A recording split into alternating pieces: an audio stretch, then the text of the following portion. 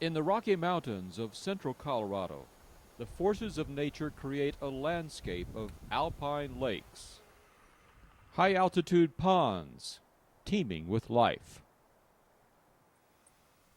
and mountain meadows bursting with wildflowers. The countryside buzzes with life. It is a spectacular setting for a town named Gothic. During the 1880s, Gothic thrived with silver miners, but the mines played out and Gothic ended up a ghost town, a lively ghost town.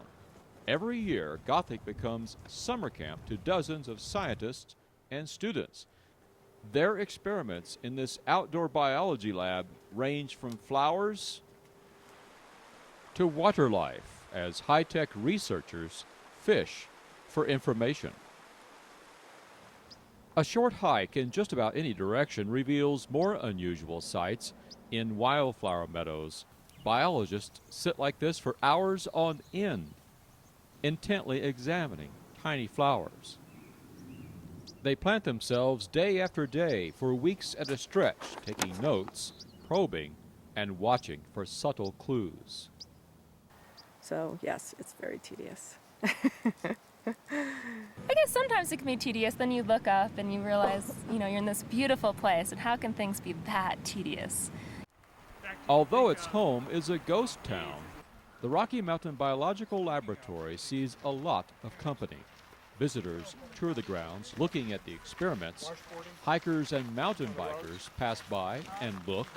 A lot of them think that we're kind of off a rocker for sitting out here for hour after hour. Sometimes people are very interested and they ask us what we're doing. Sometimes they kind of blow by in their cars and could care less. Biologist Rebecca Irwin studies mountain flowers and how they're pollinated, information she says is important for restoring damaged landscapes. As an ecologist, one of the things I'm really interested in is how do we restore ecosystems. But to be able to understand how we can restore ecosystems, we have to understand how they work, such as you build a parking lot. Well, you want to dig up that parking lot and you want to bring back what was originally there. Well, we have to understand something about how an ecosystem works to be able to understand how to restore it.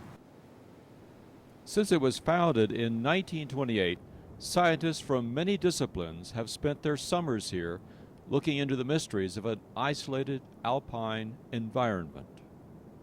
Some people have been here for 30 years, 40 years. Depends on what your interests are, and there's a lot of different things to work on out here. They keep careful track of wind and weather. Some experiments seek to measure the effects of global warming and long-term climate changes.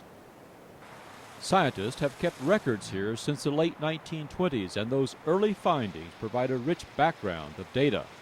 If a flower or animal or even the weather changes, records made decades ago could help explain why.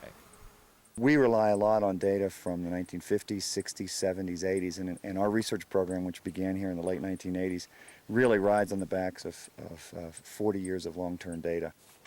In a high-altitude pond, scientists catch a salamander.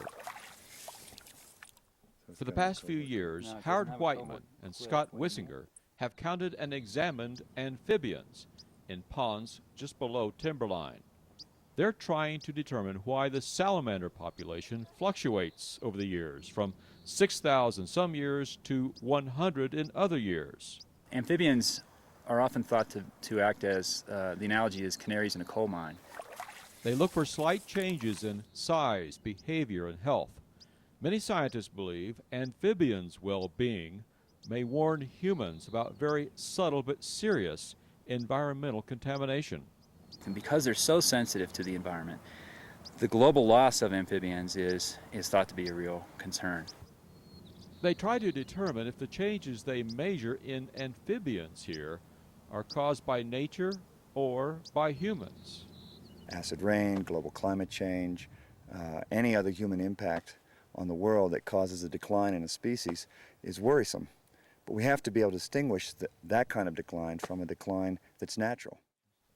The quest to study this isolated and delicate alpine environment draws experts about animals and water life, plants and flowers. The scientists say spending a summer with colleagues from many disciplines enriches everyone's work. A laboratory this pretty and this useful, this interesting, very rare. It's rustic. Some people love it, some people don't.